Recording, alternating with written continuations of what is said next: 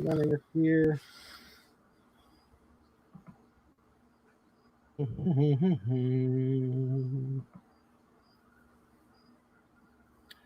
As we wait for Kale and Pigskin Pete.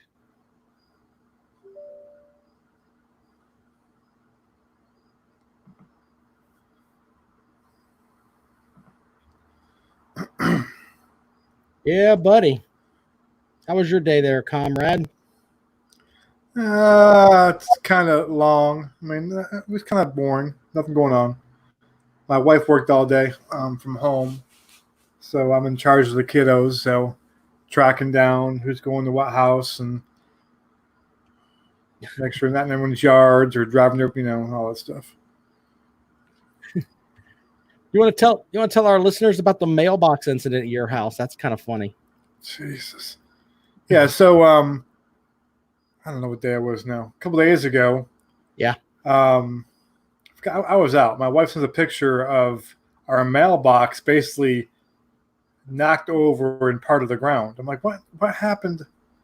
And so it got hit apparently. So we have a Ring camera, one of those Ring things, and so my wife's really good with the things. She's going back and trying to track it. And we're trying to figure out, well, it didn't happen when you were home and you left at noon, and I got back at this time. So she got it down there, and we saw the car hit it, and obviously hit it. It wasn't like a mistake, and like whatever. Didn't stop. Didn't put a note in the door. Hey man, my bad. So we couldn't really see a whole lot from the Ring camera. We couldn't see the license plate because my wife's car was blocking it. But our neighbor saw a little bit more. And then, so we're looking at, we think the person lives in the neighborhood. We went around I'm trying to walk the neighborhood, trying to figure out if I can see a car with damage on the right-hand side. And my neighbor actually saw the car driving California plates with all messed up right side of the vehicle. And so she's friends with a dispatcher at the police office. They called that, ran the tags, and apparently they went and took care of it. That's just, just go and actually, you mess up, whatever. Just come back in the door. Here's my insurance, my bad. But I mean, I think they're on their cell phone or something because they just came around the corner and just.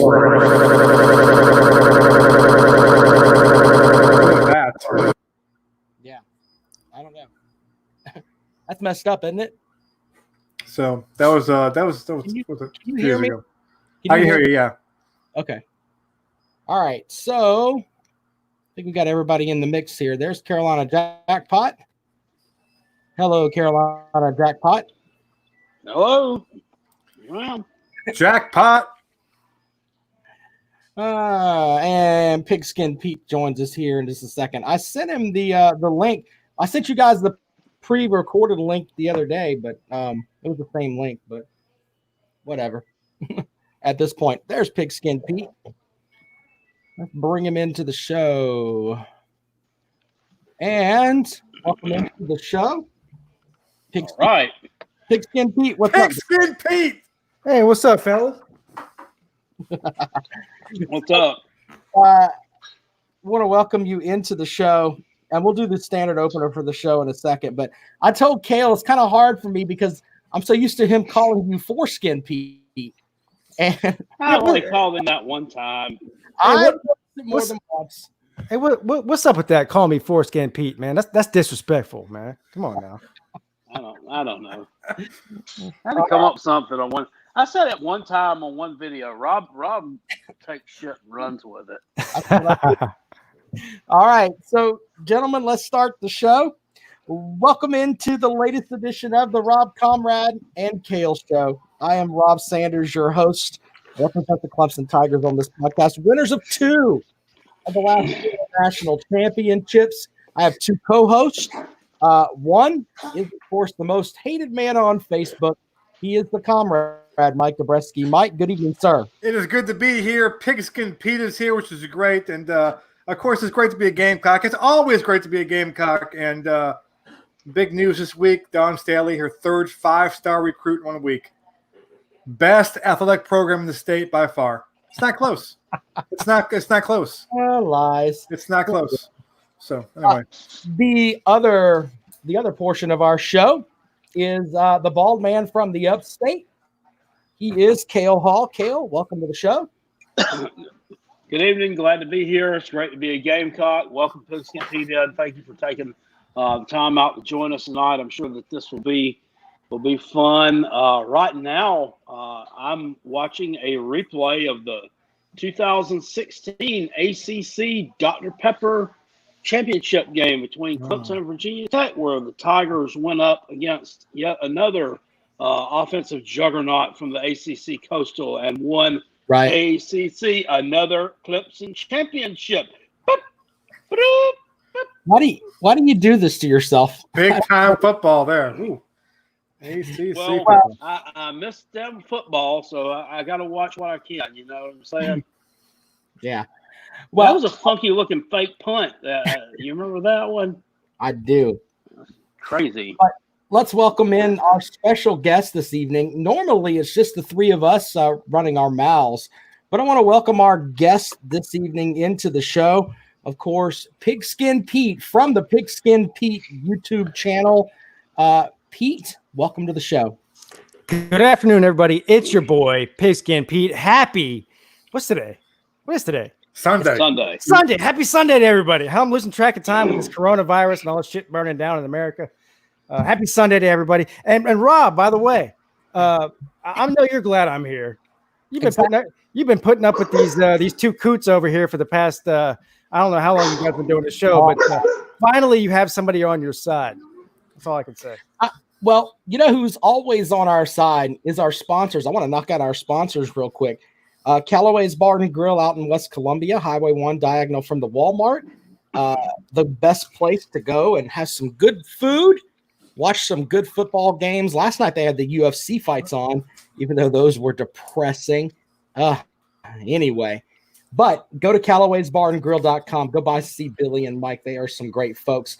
We also have, and I'm thinking Pigskin Pete will love this segment. It's the No Spin segment, courtesy of DNC Trucking and Transport. Dennis Wilson sets this up. Basically, we inject the comrade in his ass with some truth serum, and everything he says here is an absolute fact. From DNC Trucking and Transport, please, comrade, read away. I stand at 5'7" tall, a full 7 inches shorter than Dennis Wilson. It sucks to be a Gamecock. Though we are in the middle of a pandemic, dealing with murder hornets and have race wars brewing across the country, please do not forget how much of a failure Will Muschamp is. It's been 2,374 days since my piss poor team won over our rival in our Super Bowl. I am the reason Cale Hall pisses in the sink. It's utterly shameful to be a Gamecock. Go Tigers. This message courtesy of Dennis Wilson, DNC Trucking and Transport. Pigskin Pete, I think you approve. I definitely approve.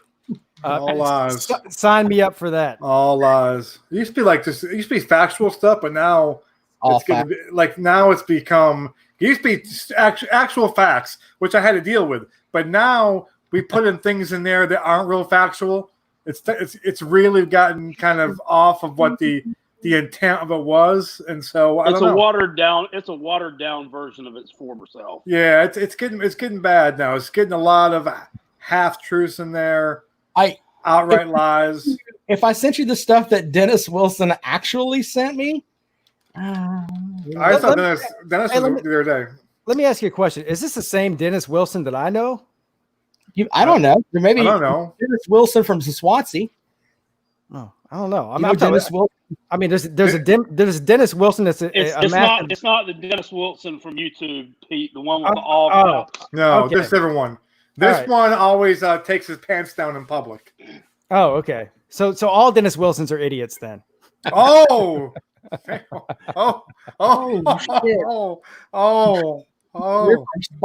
Holy. Oh. He could deliver. He could deliver something to your front yard. Be careful. I'm gonna say. Yeah. We don't need to get into that. His wife does love me though. His wife hates you. But I tell you what, I was inspired to actually I talked with Cale about this, and Cale did Pigskin Pete's show. and kind of turned me on to the show. And I was like, why bring Pigskin Pete on here? Too many P's tonight.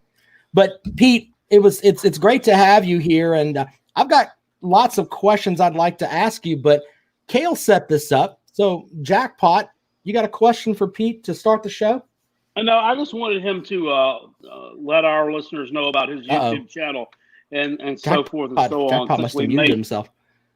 Well, we'll go to the top.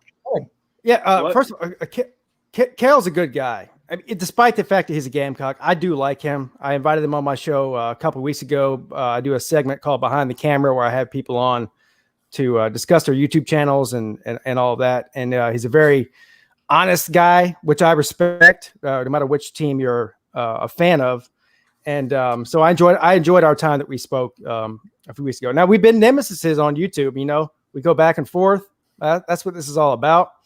But as far as I go, I'm just a jack off on YouTube. I don't know what else to tell you. I mean, I got a YouTube channel. I talk about Clemson football. I talk about all of college football. And my specialty is pissing people off and running them off. I think I've ran more people off than I've actually invited to my YouTube channel. So that's what I do.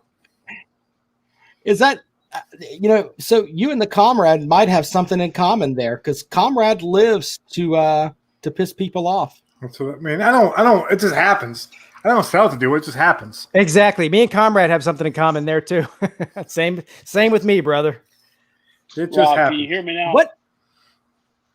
Oh yeah, I got you, Cale. Okay, good. Yeah, you're good to go. Did you say what inspired you? What comrade's throwing me off today? You're funny. I'm reading Anthony Keith Harrelson's comment. Cale must be pissing. Yeah.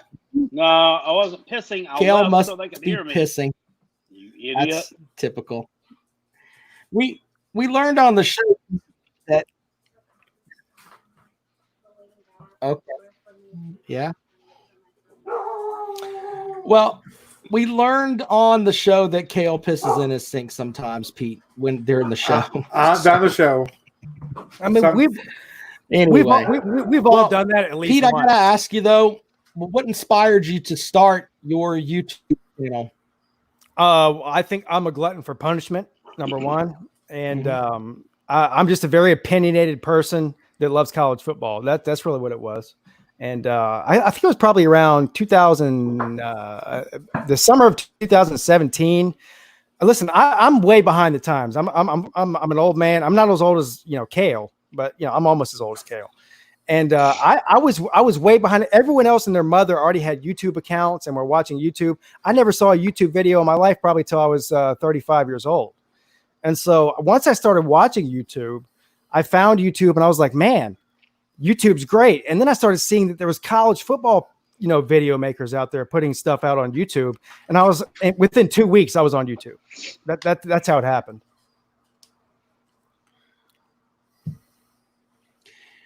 Have you gotten any real bad blowback from listeners or people that you've said something and then they, came back and said, maybe you shouldn't have said that? Every week since I've been on YouTube, that happens. Yeah. But I've learned over time that that doesn't really matter. Luckily I have had a lot of other guys that have been on YouTube longer than me that I have become friends with over the past few years that I've been on YouTube, and they have let me know, hey, listen, man, this is what the internet, this is what YouTube's like, and you got to take it in stride. At first, I'm telling you, the first probably 6 months was pretty rough for me, because I'm the type of person, if you come at me, I'm coming back at you. I mean, that's just the way I am. For better or for worse. But that's not good necessarily. I mean, you've got to learn what to respond to and what not to respond to. And so it took me a good 6 months, and I'm still going through that process. And I'm almost 3 years into this thing, but I'm much better than I used to be. I'm much calmer, and I just do my thing now and let the hate fall where it falls and let the love fall where it falls.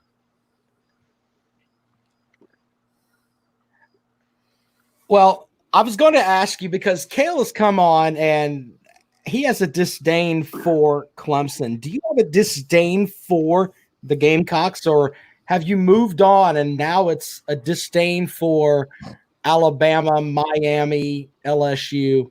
Insert viable team here. Well, I'll always hate the Gamecocks. That will never change. That was ingrained in me since I was 5 years old. So, yeah, I hate the Gamecocks. I've learned to hate everybody else too, just because Clemson's been good for the past 10 years or so. And that's the other thing. All you haters out there, I've been hearing for the past 10 years that Clemson's only been good for 4 years. So I don't know how to do the math here, but if 5 years ago I was hearing Clemson was only good for 4 years, that puts us at 9 years. And I'm still hearing the same thing today. So somebody either needs to go back to math class, or maybe they just started watching college football 4 years ago. I don't know. But yeah, I have. I'll tell you who I've grown a real disdain for is definitely Ohio State, because we've had a history with them in the past 10 years since Clemson has been good. And they're completely delusional fans. They've never beat Clemson. 0-4. Everybody knows that. But they'll throw the old moniker in your face. So, we've got 8 national championships. You've only got 3. Blah blah blah. I don't give a shit. You've never beat Clemson. Clemson is your daddy. Everybody knows Clemson is Ohio State's daddy. South Carolina is Clemson's little brother, and Clemson is Ohio State's daddy. And that's what I live off of. Rob, go ahead. Go ahead, Cam. Can we bring this point up to light? Now, during the and don't deny it because you did say it. When you went back and watched the Carolina Jackpot behind the scenes episode on Pigskin Pete, you said you agreed with a lot of things he said, but you thought it was comical that Pete said that South Carolina should be a top 10 program. Would you care to elaborate? I'll be happy to elaborate on that. Just because Pete and I share the same line of thinking on a lot of things doesn't mean we have to agree on everything. I'm of the opinion that South Carolina has always been a shithole, and they will continue to be a shithole. Lies. Because it's my opinion. How's it alive? It's my opinion, stupid. How's it alive? It's my opinion. You idiots. That's the first thing that comes out of your mouth. Here's my question. Here's my question. Shithole. Here's my question. Now, we know that at one time, Rob wanted Dabo fired. I did. My question is this. Pigskin Rob. Pete, have you been a Clemson fan long enough to want Dabo fired? I'm not sure. I know a lot of Clemson fans. A lot of them have brand new shirts. And they go back to the era of Deshaun Watson. And that's, if you bring up Nealon Green, they don't know who that is. So I'm just wondering, have you been a fan long enough to want Dabo fired at some point? Because we have a person in the show who said, screw Dabo, fire him tomorrow. That was after we were taking that Clemson ass to the woodshed every year. But I'm just wondering, how long have you been a fan, and have you wanted Dabo fired before? Honestly, no. Comrade. Did you hear the intro I gave when I told you? I know that could be your story, though. I'm trying to get to the truth. That could be, the story. I mean, I want to know, I don't know. A lot of people I know in the world of Facebook have told me they've been diehard Clemson fans since a little boy, and then I make a crack on Nealon Green, and they don't know who that is. I'm just bringing up an example. Or I'll say, back in the day when they'll say that Dabo is the greatest coach, never losing season before. I'm like, he actually did, and they argue he didn't, and they lost. So I'm just wondering. That's all. I mean, I'm not saying didn't know who CJ Spiller was. Comrade. Yeah, Turf Toe Spiller. Comrade, you sound like every terrible troll that's ever been on my YouTube channel over the past. I am not a troll. I do not troll. Listen, sir. I'm just asking. First of all, asking a question. If you want to know about my Clemson fandom and how authentic it is, just go watch the past 600 videos of it. That's number one. Number two is, have I ever wanted Dabo fired? The answer is no. And the reason is because during that time, and this is another thing I've said over and over and over and over and over and over again ad nauseum on my YouTube channel, is because I thought or I saw an upward trajectory. I wanted Tommy Bowden fired. I wanted Tommy West fired. I didn't want Dabo fired. I'm impressed. Just because he was losing to South Carolina, that's not enough for me. because South Carolina was not in the sights of what I considered to be the goal for Clemson. I wanted them to be winning ACC championships to begin with, and that's what he started with. And then after that, I wanted him to be knocking on the door and being a top 10 team, and that's what he did, and so on and so forth. I know. Now listen, I'll tell you this though, I never envisioned that Dabo Swinney would make Clemson to a top 2 or top 3 program in the country and be knocking on the door of being a dynasty in the past 5 years. I did not see that coming, but no, I definitely did not want to see Dabo fired. But he was recruiting well. That's the reason he got the job. He changed the culture there. No. Okay, go finish. Go ahead. Wait. What do you mean? No. Well, first of all, let me compliment you. You're a 1%er. Okay, you know who Tommy West is. You know who Tommy West is. I mean, if I went into a room with 20 Clemson fans, I would say maybe 2 know who Tommy West is. One of them, they read about him. The other one actually was a fan back then. So I commend you on that, on Tommy West. I commend you on that. I will say this though: the reason why Dabo got the job is he beat us. If he does not beat us that game, he does not get the job. Let's be honest. That's completely false. There is documentation of this. That's why he got the job. That when they walked off the field, the AD at the time, okay, when they were asked about that, look at the scoreboard, right there. That's what it is. If they lose that game, Dabo gets fired, and Will Muschamp's your coach. Will Muschamp is probably your coach. Okay, listen. Because Will Muschamp was on the short list. You're talking about a one game scenario. The reason Dabo got the we are your measuring stick. We are your measuring stick, and that proves it. Dabo got the job because he beat us. You are completely Will Muschamp would be your coach right now if Chris Smelly wasn't that quarterback that day. You are completely delusional. I mean, you'd have a fine, upstanding coach right now, Will Muschamp, who does not believe in hiring people on his staff that push women downstairs. That's what you have right now. But that's why he got hired. He was hired because he beat us. The reason Dabo Swinney got the interim job is because of recruiting and because he was loved by the other assistant coaches and the players. Now, if you want to say the interim job, maybe the interim job is just they're looking for a warm body, like who can lead this shit show going on. A team that was ranked in the top 10 preseason, by the way. Okay, everyone tries to say that.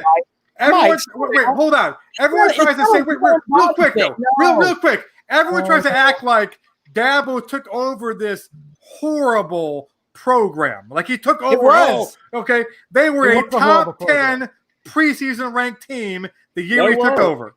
That's why Bowden got fired because they were underachieving. The preseason rankings are as irrelevant as your point, sir. But there was a ton of hype around that Clemson Alabama matchup that year. There was a lot of hype. Did anybody with a 2 brain cells to rub together think that Clemson was going to beat Alabama that year? Come on now. I thought they had a shot. I'm going to be honest with you. Alabama was coming off like a 6-6 season, and maybe they won their bowl game or something. They were coming off Saban's first season. Well, I mean, Will Muschamp took over a tire fire. He took over a program that was in absolute shitter. Okay. First of all, and here he is, several years later, and building something special. Mike, let our guest respond, sir. Okay, I'm just saying. All right. First of all, Will Muschamp turned that job down because he thought he was going to be the next head coach at Texas. What an idiot! That wasn't going to happen. We wanted him. Clemson wanted him. Let's be honest. No, Clemson interviewed a lot of people, but the one thing we do know, we don't know what would have happened whether or not Dabo Swinney accepted the job or not. The one thing we do know is that Will Muschamp is delusional and he's a bad coach, and he thought he was going to be the next head coach. The jury is still out on that. All right, what jury? A jury of one. The jury is still deliberating. A jury of one named Comrade. They're still listening. In order for a jury to convict, all 12 have to agree. And right now, there's a holdout juror that's saying, "Listen, I think we should reconsider." So it's dragging on a little bit. Well, but don't worry.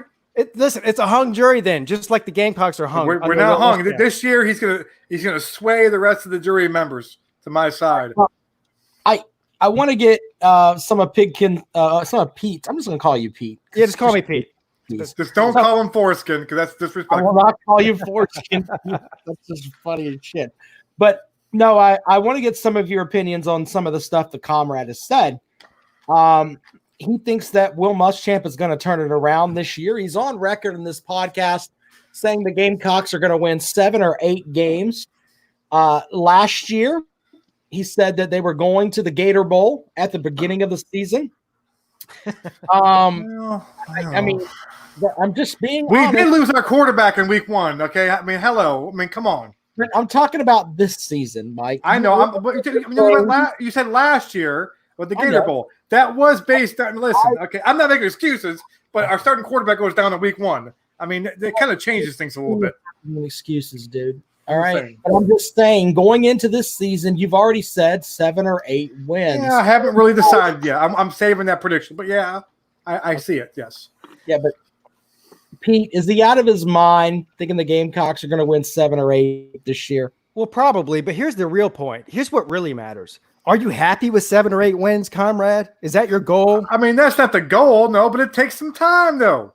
Were you happy going 6-7 and losing to South Florida? No, but Rob wasn't. Rob wasn't fired, but you not wasn't fired. We will have regressed. We won 9 games 3 years ago. Exactly. So winning 7 or 8 is not.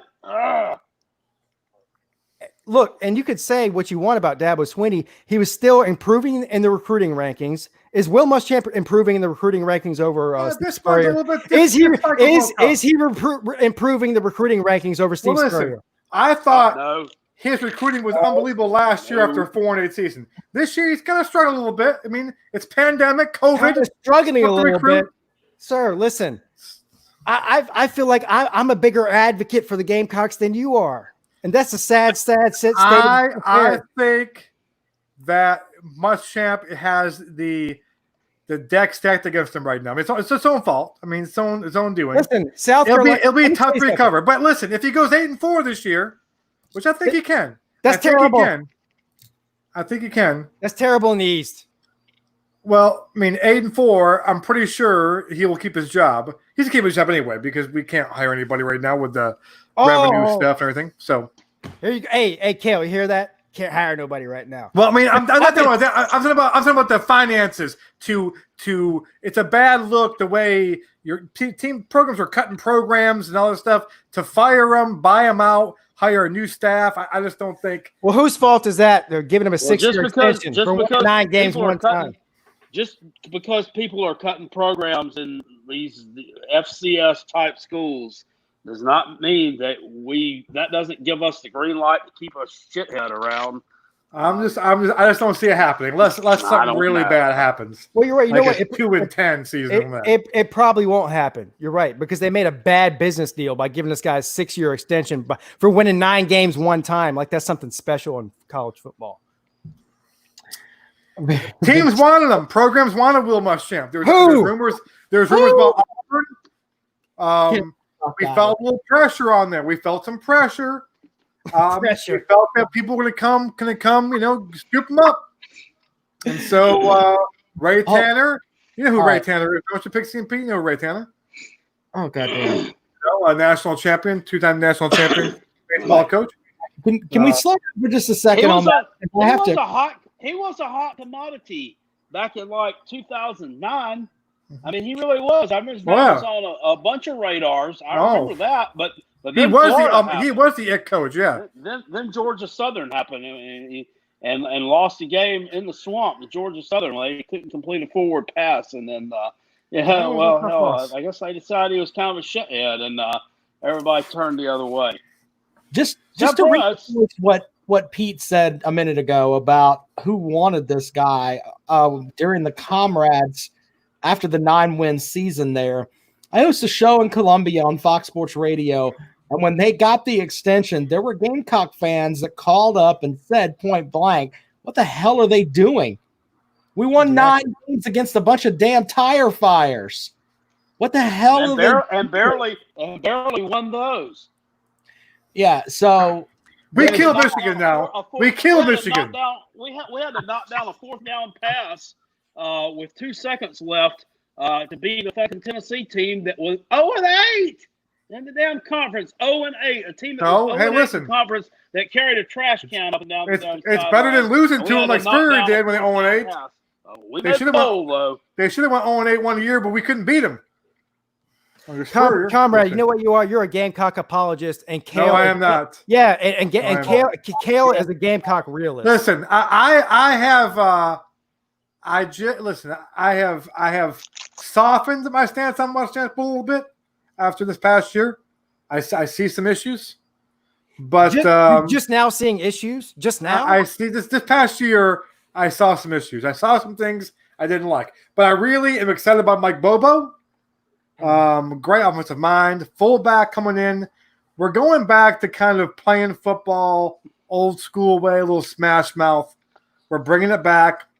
It was football, the SEC staple. The way it used to be and the way you liked it. And see, that's what it was. And Spurrier came in for the Florida and changed the SEC. It was all tailback, fullback, I formation, run the ball. And Spurrier came in and spread everybody out. And now we're going to go back. We're going to be the team, the Mike Bobo-led Will Muschamp team that brings it all back. And teams won't be able to defend it. They won't figure it out. They're like, right, so let me ask you a question. Comrade, are you going to be happy? Are you going to be happy if they go 8-4 this year? Are you going to say they're 8-4? Well, they only won. Yes. Now, if we're 8-4, are you going 3 years in a row? I'm going to be kind of getting old of that. Yeah, but I think you have to kind of build it back up. You go 8-4, you flip some kids recruit wise, and you build on that. 8-4 is not the goal for all time. You go 9-3. You go 3-9. 8-4, 9-3. 10-2, and all of a sudden now we're talking playoffs every year. But that's how you got to build up to that program. Are you talking about Will Muschamp making the playoffs, sir? Oh, just don't. Hey, please, listen. So I mean, but 8-4 this year, I'll be happy with. Yeah, definitely. Gator Bowl 8-4. Well, I'll tell you one thing. I hope they go 8-4 too, just so they can keep Will Muschamp around for people like you. And, I said the same thing about Dabo back in the day. It's the same thing. That was a joke. No.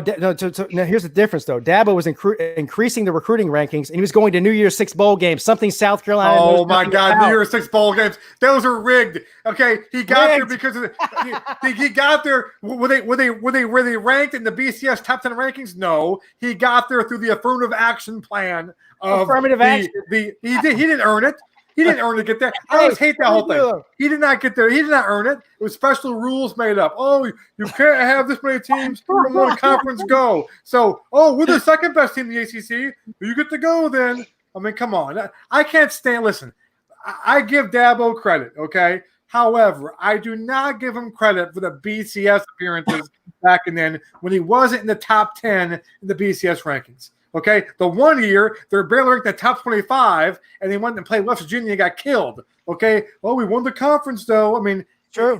The whole BCS was supposed to be the 10 best teams playing 5 big bowl games, and then the presidents got together. Well, I'm not sure it's fair. I mean, what about the crap conferences? Shouldn't they get a shot too? I mean, if they're not a top 10 team, had to rewrite it. Okay, you can't have more than 2 teams go in the top 10. And if you win your conference, you get an automatic bid in there. And if Notre Dame doesn't, embarrass themselves this year, they get a spot too. I mean, it became a joke. Those Gamecock teams, 11, 12, and 13, were all in the top 10 in the BCS and should have went to BCS bowl games. Okay. All right. Listen, since you're such a history buff, you're asking me about how long I've been a Clemson fan and impressed. I knew who Tommy West was. Yeah. You're a college football history buff. Let's talk about the history of Will Muschamp as a head coach in college football. Okay. We're seeing the same pattern at Florida. What did he do at Florda? Won 6 games? It does look similar. It does look similar. Won 11 games that 1 year. Everyone said, "Oh, this guy's the second coming of Spurrier down in Florida, or Urban Meyer, whoever it was." Then he fell off the map. This is the same thing that's happening now.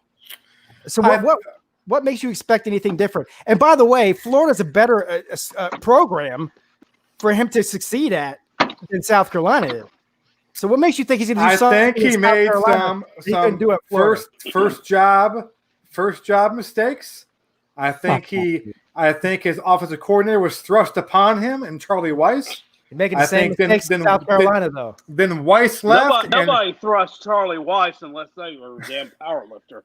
Well, Charlie maybe Mark Henry. You know who hates Charlie Weiss? You know who hates Charlie Weiss? Bill Parcells can't stand Charlie Weiss. Can't stand him. That's what I bring up there.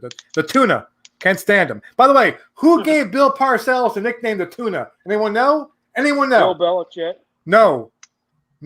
That's a good Gamecock great Rick Stanford gave him to him. Long story. Anyway, so he does kind of look like a tuna, though.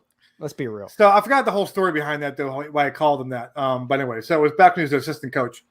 So no, so I think the Florida thing, I think he made some mistakes. The Gamecock job, I'm a little bit concerned last year, and I brought this up a lot of times in the podcast. I think he's sticking his nose in the offense too much. Okay, so yeah, and I think that's a problem. We had some games last year where we had some offensive calls that were just stupid, and he stuck his nose in there. I wish he was more like Dabo, and that Dabo don't stick his nose in anything. I mean, Dabo puts on his Tony Robbins tapes, puts his headphones on, and he doesn't know what the hell is going on in the game. I mean, Dabo has as much to do with the game plan as I do. I'm not saying about Muschamp be like that, but like I wish Muschamp would be like Dabo is with the offense, like Dabo is for the whole game plan. Like I wish Muschamp wouldn't even go near the offensive coordinator, near the game plan. Like act like Dabo when it comes to the offense. Defense, Will Muschamp all in. Everything else fine. But just when our offense goes on there, I wish you would play the Tony Robbins tape that Dabo does, and Dabo, you can see him. That was the sidelines. Who gave you the idea that Dabo has nothing to do with the game plan? I got to know. He's got nothing to do with the game. He's got nothing to do with the game plan. He's thinking up what his little saying is going to be at the end of the game. He's thinking like, oh man, I should bring up. Hey, I got one BYOG. Bring your own guts. I'll say that one if they win. Okay. I'll say this, okay, for a fact. I mean, that's what he does. That's the whole sideline he does. The only time that he thinks about the game is if a kicker misses a kick or a punter does something, he goes and reams them out in front of national TV. You sound like every single Gamecock fan that said when Chad Morris leaves, they're going to go back to being 8-4. I miss Chad Morris. Going to suck. I miss Chad Morris. The offense is going to suck. What happened? They got better. Morris. Why did they get better when Chad Morris left? And he hired a couple of assistants who had never coached before. What happened then? I miss Chad. They got better. I miss him. What, you think Dabo Swinney had nothing to do with that? You're out of your mind. He's got nothing to do with anything. You're out of your mind. He doesn't know what happened. Let me get a word in between you two on this, and this is reality here. You can talk about Dabo Swinney and sit here and say that, he's on his Tony Robbins tapes and all that, but the motherfucker gets results. I say he did. I just said I want Muschamp to be more like Dabo, and you still get mad. He does, as long as he's putting out. And I just said I want Muschamp to be more like Dabo. No, I don't want to hire a person who's the flight of stairs, but feel like Dabo in terms of getting his nose on the offense. So I just said I want Muschamp more like Dabo. What more count I can give you? You are that is some backhanded bullshit though, because I'm not backhanding anything. Hold the fuck on. It's backhanded because you implied I can't say anything right. Is not a good coach. I try to give you a compliment, Dabo, and you get mad at that. I put Dabo down, you get mad at that. You were like arguing with my wife when she's menstrual. That's what you are all the fucking time. Take your mind off for a minute and calm the fuck down. I am calm. You know what you're doing. I gave Dabo up. I wish Dabo was more like him when it comes to the offense. It's like, honey, do you want to go eat there? If you want to. It's that kind of thing with you. Go ahead, Put Kale. in my terms of what I've always said. I don't know how great of an X's and O's guy Dabo is, but he's a great program manager. Can we just say that? He gets the right people. He gets the right pieces in the right places, and it always seems to click.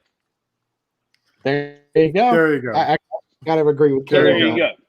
If you ask Dabo X's and O's, he would know what you're talking about. X's and O's. What do you mean? Yeah, Those things you draw up in the playbook. It's not like he played or coached college football his entire life or anything. He doesn't know X's and O's. He's an idiot. I don't think he does. I don't think he does. I don't think he does. He's, I don't think he does. I don't think he does. What, it's nice. Pete, you got to send me your address because I'm going to mail you a cake because generally on the show I have to do what you've done and battle here all night, but you went toe to toe with the comrade. I appreciate that. So send me your email address and we'll be happy to mail you a cake because you get a night off, and I'm pretty happy about that. Let's talk about teams that both of us despise here. The Georgia Bulldogs going into this season. I kind of wanted to bring this up because I got into it on Twitter with someone the other day, and they were talking about Georgia's got all these recruiting classes that are number one, and all I said was it's a shame that Kirby Smart can't, utilize all that talent to win championships. And Georgia fans getting in my DMs, you don't know what the fuck you're talking about. Well, here's what I know. You get the number one ranked recruiting class, and your program still can't get over the hump. Sorry. Are they going to get tired of Kirby Smart down there? You think, Pete? No, I don't think we'll get tired of him. There's a lot of comparisons drawn between him and Mark Richt because of their record over the first 4 years that Mark Richt was there, and the amount of SEC titles. Same difference. Difference is Kirby Smart's recruiting better than Mark Richt was, and he's been to the college football playoff and was literally one play away from winning a national championship. That never happened with Mark Richt. Mark Richt's biggest problem is the fact that he's got the Les Miles syndrome. He's not keeping up with the times. He's not keeping the offense up with the times. He's still doing the 3 yards and a cloud of dust type of thing. Now they hired a new offensive coordinator this year, and the recruiting are getting good transfers, quarterbacks to come in there. So we'll see how that works out. I don't quite understand what they're trying to do though down there with the quarterback position. They want to get the grad transfer Jamie Newman, the dual threat guy from Wake Forest, and then this past week they picked JT Daniels up out of the transfer portal from USC, who's a pocket passer. So it's kind of like with Carolina. We got the pocket passer Ron Holinsky, and then we're recruiting Luke Doty, a dual threat guy. So it's like they don't seem to know what their offensive identity is. I agree with you. I agree with you 100. I agree with you 100%. Kale, listen. Here's the thing, though. Like, the difference is they have an NFL offensive line, they have an NFL running back core, they have an NFL defensive line. They got a couple of pretty good wide receivers. Probably not stacking up with the top 5 wide receiver cores in the country, but still. It's all about the play calling. So the offensive coordinator is going to be key for Georgia, in my opinion. I could be wrong about that, but I think what to look for here is are they going to change their philosophy on offense, or is Kirby Smart going to continue to do what Kirby does and shit the bed in big games? I don't know. I think their teams have more toughness now than they did when Mark Richt was there, and they seem to be a lot better along the lines of scrimmage. I agree. And that's where games are won and lost. And it is showing up in the won-loss record. If you take away the throwaway 2016 season, his first season, the regular seasons have been pretty damn stellar. At Georgia, they had one undefeated regular season, and then they've lost one the past 2 years. Of course, who was that one that lost last year? We know about that one. Oh, yeah. So got out coached. If they could stop getting arrested for weed, they'd be fine. I think. I saw it. I just saw a flash up on under this ACC championship game. Tennessee had a player arrested this evening. Running back Tim Jordan. Saw that. It happens. We have a lot of Tennessee fans that follow the show. I'm getting to the point where Tennessee fans, where it's like, look, I like what Pruitt's doing there, but you love Pruitt. Don't lie. I do love Pruitt. He's better than Champ. Love Jeremy Pruitt. You love Jeremy Pruitt. Don't take much. And let's be clear real quick too before we get off of Georgia real quick. I'm going to be real clear. Rob states he hates Georgia. Okay, I don't know. Okay, I'm going to ask Pigskin Pete this question right now too. Rob was offended for weeks. Yep. After we beat Georgia and we messed with their hedges. I mean, for weeks in this show, Rob, it'd be a therapy session for Rob about those poor hedges and nature and how dare you. And so I question how much he hates Georgia. But I'm going to ask you, Pigskin Pete, did you have a problem with what we did to the hedges down there in Athens? Yeah, I could give a shit about bushes. I could give a shit about bushes. Thank you, Pigskin Pete.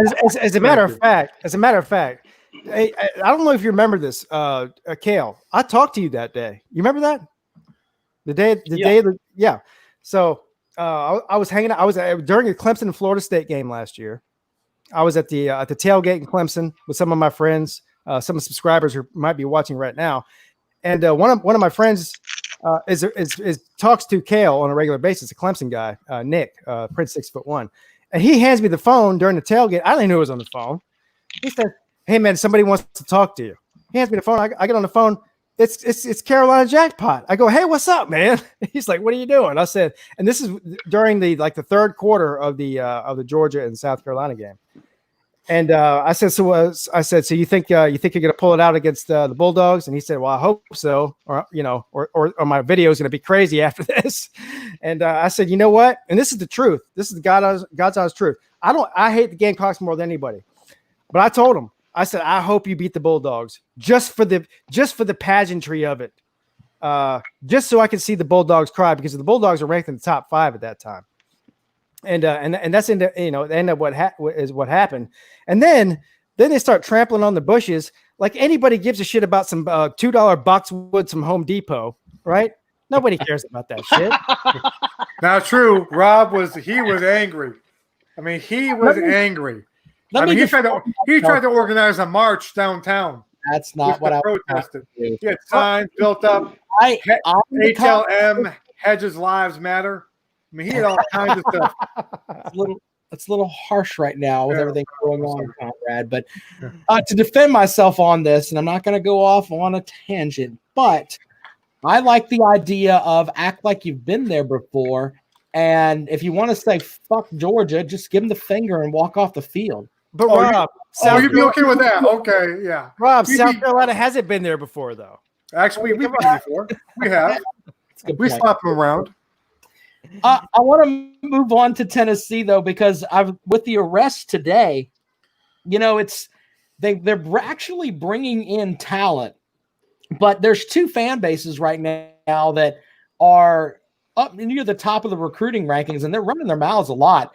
Tennessee and North Carolina fans right now are they're on a different planet, but Tennessee has a lot of fans talking about they're going to go 10-2 and all that. I'm not seeing 10-2 with that schedule, Pete. No, Tennessee. No, I'm not seeing that either. We know they're going to lose to Alabama. We know they're going to lose to Georgia. So that means they have to beat. I don't know who their other. I don't know who their other what their out of conference schedule looks like. But they're generally shitty, like most SEC teams. Oh, they have Oklahoma. They got the game at Oklahoma. Oh yeah, they're going to lose to Oklahoma probably. So they'd have to beat Oklahoma and Florida and South Carolina. That's that. Bring up SC. That's right. Damn right, Pigskin Pete. And Kentucky. Listen, South Carolina's no gimme for Tennessee. I'm not pretending. Hell no. We're going to slap them around. Yeah, so 10-2 is back in the Bryce. 10-2 is a little bit delusional. 9-3 would be, an amazing season for Tennessee if they went 9-3. But like realistically, 8-4, 7-5, something like that. I think it's gonna be a shit show. I think it's gonna start off bad and get worse. And they'll probably, I'm saying, CC, by October 10th, there'll be John Gruden rumors again. I'm hearing he wants out of the Raiders contract. And of course, he wants Tennessee.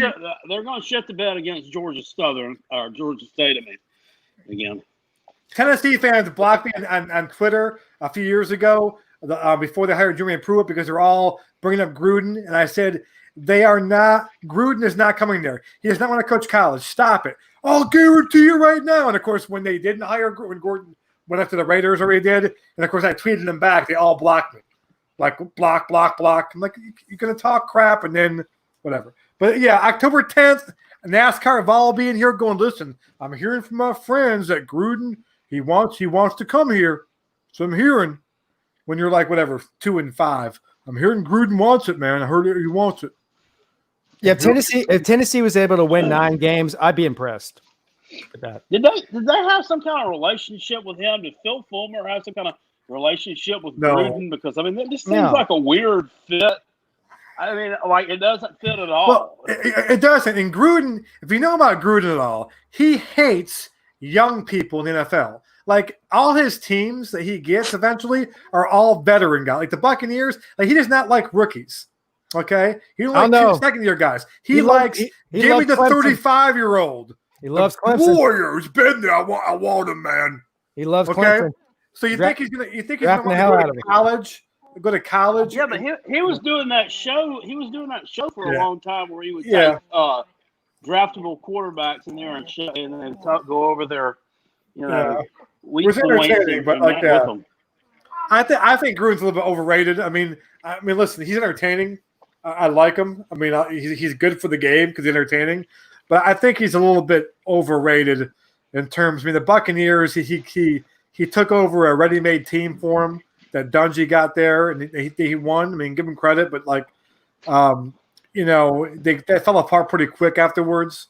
He kind of lost the locker room pretty quick. So I think Gruden's a little bit, listen, he's a entertaining guy, and so he gets that stuff. But the whole thing, Tennessee fans was going there and going to save the program, which needs to crack me up.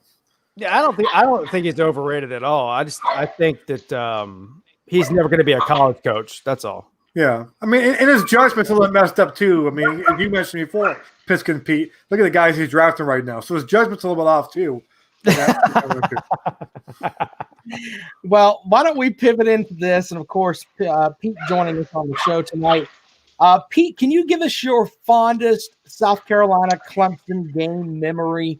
I like it when we get an outside perspective on some of this stuff, but you obviously, as you proved earlier, have been a Clemson fan for a long time, so I'm sure you have a great memory. I do, but I'm a matchup you'd like to share with us. Yeah, I do. It's not going to be an old game though. Sorry, it's going to be 56-7 at Clemson with Deshaun Watson. Deshaun Watson with the bow and arrow and carrying Mike Williams carrying players on his back into the end zone. So that's a hell of a memory there. Let's see, with that game, like my two co-hosts here, they didn't give a shit because they knew going in they were going to get face pumped. So yeah, that's true. Look back at some of the other games. Mike, you knew you were losing that game. That's not true. I did not give it. Listen, I think didn't we have a show back then? I think I said, listen. I think I ran down what needs to happen for us to win. There's a lot of things. Okay. But I broke down if these things happen, we could pull off the victory. There's like 14 things. I don't think any of them happened. The only thing you want to happen. I think I thought we'd go around the horn with that because my favorite South Carolina Clemson memory that I remember was my stepdad and I he'd never gone to a game with me, okay, because just one thing led us never got to it. So the first time we went to a game was I think it was 2004 when I know where you're going with this one. Yeah. So we go to this game, right? And my stepdad is a huge Gamecock fan. He's over the top, sort of like the comrade, like the Gamecocks invented football, son. You don't know it, but they invented football, and you know what? They're gonna whip some Clemson ass tonight. So I drove to the game. Okay, I pick him up. We go to the game. We get up there, and I'd been working with iHeartRadio for a while. They gave me some really good tickets, so we had really good seats.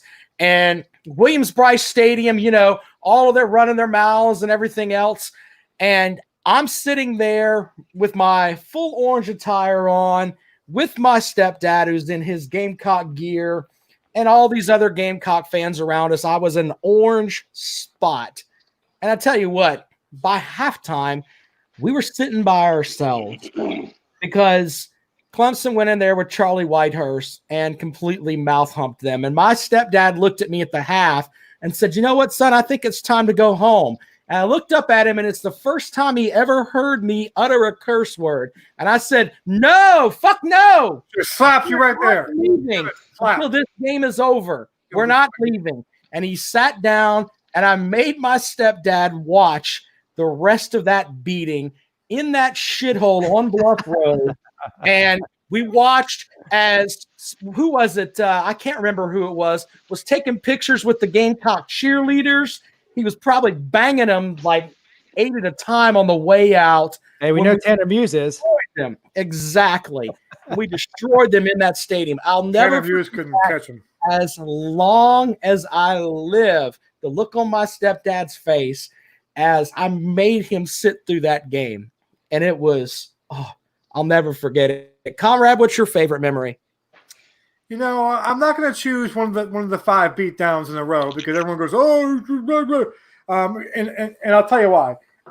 My first is probably my first experience going up to Death Valley. Okay, this is 96. Okay, 94. I'm sorry, 94. And for those of you who don't know, I played football briefly for the Gamecocks. 93 and 94 is my first year as being a normal student. Okay. And so I'm still kind of getting used to the idea of hating Clemson. Like, I don't know if I really hate Clemson. Hold on. Can I interject here? Yeah. Comrade, you played you played football for the Gamecocks? Played's a strong word, Pigskin Pete. I was on the team. Well, that's good. That's good enough. So 94, I didn't really have a hatred for Clemson yet. I mean, I'm from New York. I just came down here a year earlier to school. I didn't, whatever. And so we went to Clemson with some friends and didn't have any tickets. And I kind of put my fingers up, got a ticket. And I went to the stadium, and I had no idea. Apparently, your stadium, as I found out later on, you cannot walk around your stadium inside. Okay? No, you can't. No. And so I just figured, well, I got my ticket. Let's just go into the stadium, and I'll find my seat. So I walk in, and the Clemson band is playing. Okay? And I'm looking at my ticket. I'm looking at my ticket, trying to figure out where my seat is, And I've got a shirt on that says B Clemson, okay? Not F Clemson, it's B Clemson. And so I'm sitting there, and all of a sudden this 65-year-old lady takes her pom-pom and slaps it in the back of the neck and goes, "You lame cocks are over there." And I went, I'm pretty sure that was my grandmother. Okay. So I start walking like inside the stadium, and she stops me. No. You got to go outside the stadium. So I'm thinking she's trying to tell me what to do. I'm like, I'm not going to walk out of the stadium. And then she goes, "Well, you won't get over there that way because the stadium stops right there." I'm like, well, that's a hell of a stadium you guys built. You can't walk inside the stadium. So then I finally walk around and get down to my seat. And I'm in the Gamecock section, the last row, next to the next tater section right there. As I'm getting there, the Gamecocks are coming out, the players coming out. So I'm kind of cheering like, "Oh, all right." And then, of course, Clemson comes down the dumb hill, all right? And this other old lady, okay, who's with her husband with headphones on, listening to your crappy radio broadcast, okay? She takes her pom-pom in my face. Yeah! Like, I'm like, holy crap, these people are nuts. We are nuts, yes. And then, of course, we killed you that game. Had the little throwback kickoff. That was awesome. And Brandon we beat you. We beat you pretty bad, and to the point where the lady who threw the pom-pom in my face with her husband, who didn't say a word all day, he had the headphones on, she starts packing up early, And me being a smart ass, I said, "Ma'am, where are you going?"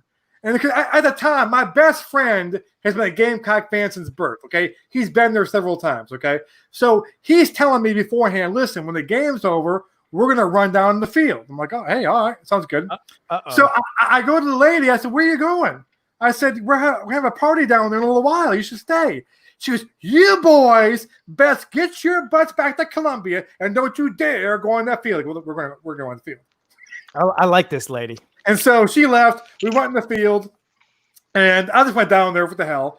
And I actually saw some of the players I knew and whatever, congratulating them. My best friend, who grew up in Conway, South Carolina, and despises Clemson, he had a souvenir cup that he had with his Coke was in, and he is scrapping up like turf and putting in. I know Rob, this makes Rob mad right now with the hedges.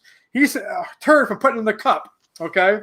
And a cop stopped him, and he was like, "Boy, you do that stuff in your front yard?" And he's like, "This is in my front yard." What means, And so, but he still has that though. If you go to his house right now, he's married and got 2 kids. Go to his house in Myrtle Beach right now. He's got the cup right there with the crackly old turf. Wait, let me ask you. This guy's got turf from 1994. Yeah, it's like he's got it all kind of sealed up. It's in there. Is there fungus growing in that shit? What's going on with that? Like, I haven't seen it in a couple of years. I saw it about 5 years ago. So he broke out of his closet. I still got it. So that was probably my favorite memory because kind of my first experience was my first experience in Death Valley, but my first kind of experience with the rivalry, because when I was playing, it's just a little bit different. Like you don't feel the hate really, and I was brand new to it, so I really wasn't into the whole. You're thinking about yourself. You're thinking about like, I suck. I'm not playing, and you're not thinking about the crap we think about here now. So that's probably my first experience, and we beat you. And then 2 years later, the '96 game was really like a great game. 2 crappy ass teams. I mean, 2 horrible teams, but it was one of the best games I've seen live. In terms of, we had a big lead. Clemson came all the way back, and my best friends going, "Man, we should leave right now. I've seen this before. We're going to lose this game. I've seen this crappy before. We're going to lose this game." And they're driving down, and Neeline Green's got a guy wide open, and he throws a bounce pass to him. And then your kicker misses his kick. We won by 2 points. Yeah, won that game. Paget. Yeah, that was a great. That game was cold as hell too. God, it was cold. I know we're going to get to Kale's favorite in here in a second. Can I mention that 94 game was great. It was 14-7 at halftime, and then we threw that lateral on the opening kickoff of the second half, and Brandon Bennett threw it across the field to Reggie Richardson. I think it skipped to Richard, and he all the way down to like the 6-yard line, and he ran over Daryl Niccolo. And who just tripped him up, or he would have scored there. If you go back and watch that one on YouTube, it was on Raycom back. Yeah, it was like the ACC. Mm-hmm. That did the ACC games. And that was Bill the original Dooley ACC network. Yeah. Bill Dooley was one of the commentators on that one. He used to be a coach at Virginia Tech and Wake Forest, and a great announcer. And he had this old Southern drawl. That was great, and he was calling that one when they saw the slow motion, the replay on it. He's like, Bennett just threw that thing all the way across the field, and Reggie Richardson gets all the way down and trips over his own teammate Daryl Niccolo, or they would have scored and went up 20-7. And then, of course, we scored on the next play, and went on to win 33-7. But yeah, that was a good one. But are we going to segue into mine? Well, no, Pete had something he wanted to bring up before we went to yours. So yeah, I was just going to say, if I could do an honorable mention real quick, I'll make this quick. Sure. The final game of Lou Holtz with the bench clearing brawl, and the only reason that I love that game is because it upset Lou Holtz so much, and I can't stand Lou Holtz. He hit, and to this day, that's the reason he hate Clemson so much, is because of that brawl. And I hate Lou Holtz. So, well, real quick on that game, Tim Frisbee, the former Gamecock receiver, was on my show when him and I are. Who blocked me, by the way? He blocked me on Twitter. Yeah, he blocked you. But we talked about the ball game, and he told me, he said one of the most disappointing things about that is that if you watch the video, you can see Holtz running out onto the field, and then he turns back. And he said that Holtz looked at me and said, "Hey, get control of these guys." And Frisbee said, "Well, you're supposed to be the coach." That came right out of his mouth, which was absolutely funny. And he's out there. He said, "I went out there because I was worried that Holtz was going to get bum rushed and just run over by an offensive lineman or whatever." So, but yeah, that's the one thing I remember from from that game, from interviewing Tim on that, and he said that was just surreal.